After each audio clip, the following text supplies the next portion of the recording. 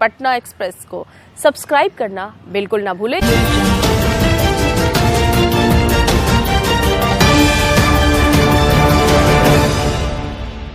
में आपसे चर्चा की जाए। आपको मालूम है, प्रधानमंत्री की अगुवाई में डिजिटल इंडिया के माध्यम से उन्होंने देश को एक नई ऊंचाई दी है और उसकी चर्चा दुनिया भर में होती है। Digital delivery of services, digital literacy, digital empowerment और गरीब आदमी के पास हमने आधार, 37 करोड़ बैंक अकाउंट, 126 करोड़ आधार और 121 करोड़ मोबाइल फोन को जोड़कर पिछले 5.5 साल में 11 लाख करोड़ रुपए भेजे गरीबों के बैंक अकाउंट में और हमने 1,70,000 करोड़ रुपए बचाया जो बिचौलिए खा जाएगा। मनरेगा का पेमेंट हो, विकास के मामले में लगभग 450 विकास योजनाओं में स्कॉलरशिप का विषय आ गया है।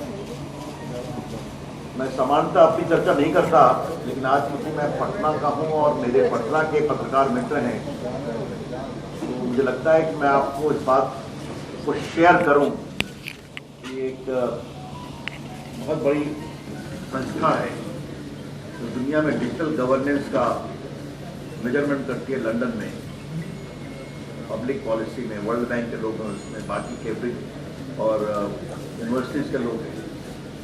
उन्होंने लगातार 2 वर्ष मुझे दुनिया के डिजिटल गवर्नेंस के 100 सबसे महत्वपूर्ण लोगों में रखा है और एक बार टॉप 20 में बताया। ये भारत की डिजिटल स्टोरी, उसको और प्रभावी रूप से बिहार में उतारने का हमारा संकल्प है। हम जरा प्रॉमिस पढ़ना चाहते हैं, उसका हमने अभी तक बिहार में क्या किया है और आगे क्या करना है। या आपसे मैं 10 मिनट की अनुमति चाहूंगा, फिर जो आपके सवाल होंगे उत्तर देंगे। हमारे भरोसे के 11 संकल्प हैं। इस भरोसे के 11 संकल्प में हमारा संकल्प नंबर 4 है, भारत में इस वक्त आईटी कारोबार 177 बिलियन अमेरिकी डॉलर का है।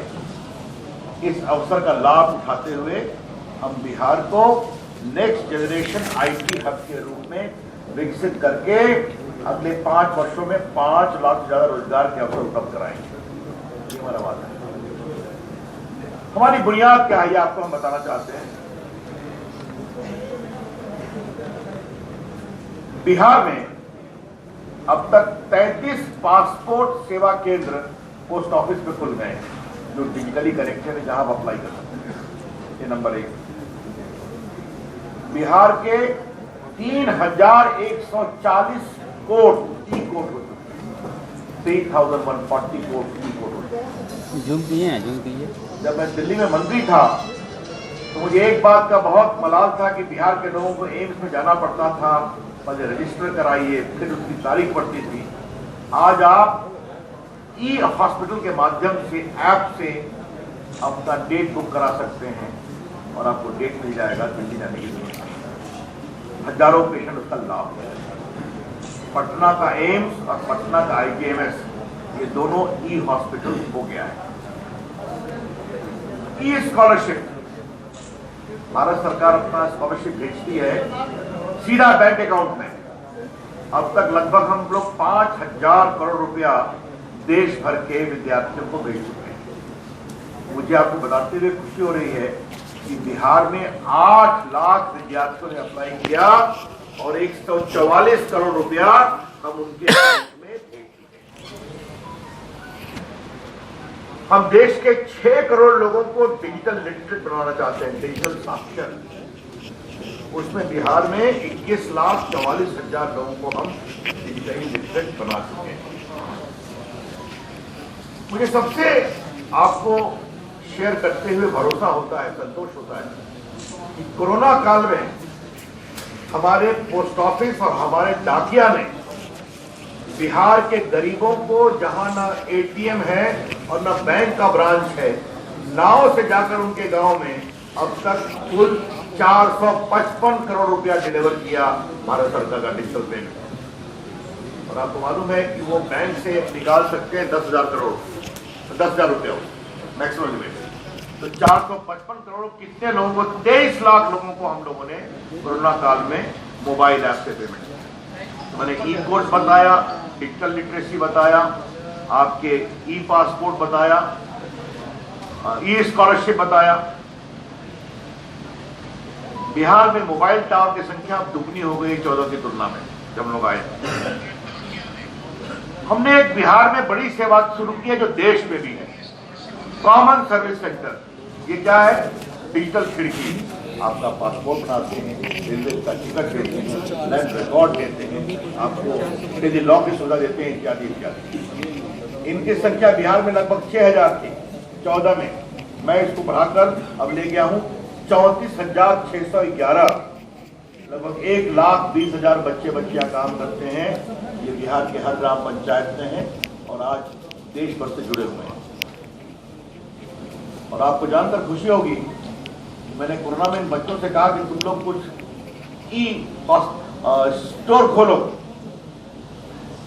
तो लगभग 15,000 रूरल ई स्टोर इन बच्चे बच्चियों ने खोला और देश भर का माल वहां उनको डिलीवर कराते हैं। और मुझे आपको बताते हुए खुशी होती है कि बिहार की लीची को मुजफ्फरपुर के बगान से उठाकर उन लोगों ने लंदन पहुंचवा दिया। ये स्कोप है, जर्मनी पहुंचाया। तो किस तरह से टेक्नोलॉजी के माध्यम से उद्यमशीलता बढ़ रही है, आपको हम बताना चाहते हैं।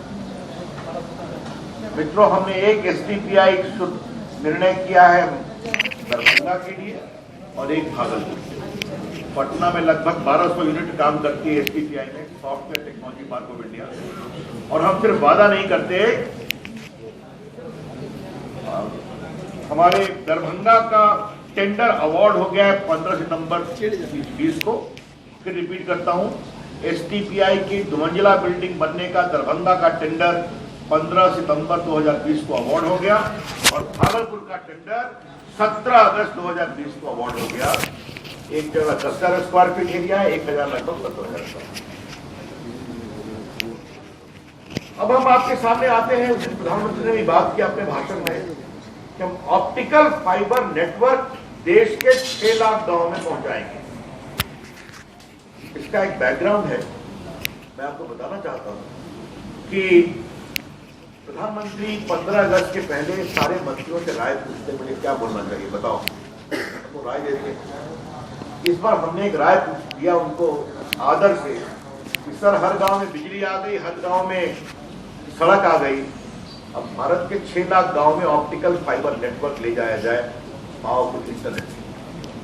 उन्होंने 15 अगस्त को घोषणा की कि आने वाले 1000 दिन में देश के 6 लाख गांव में हम ऑप्टिकल फाइबर इंटरनेट पहुंचाएंगे। हमने उनसे 2 महीना पहले कहा कि सर, इसकी शुरुआत बिहार से करें। उन्होंने कहा करो। और आपको जानकर खुशी होगी कि प्रधानमंत्री जी ने 21 सितंबर 2020 को इसकी शुरुआत बिहार में की, आपके चुनावी मॉडल को डॉक्यूमेंट आने के पहले। बिहार के 45,945 गांव में 6 से 7 महीने में ऑप्टिकल फाइबर नेटवर्क आएगा। ये कैसे आएगा? क्योंकि बिहार के सारे ग्राम पंचायत में ऑप्टिकल फाइबर नेटवर्क पहुंच गया है। अब वहां से हम इसको बिजली के तार के ऊपर से हर गांव पहुंचाएंगे।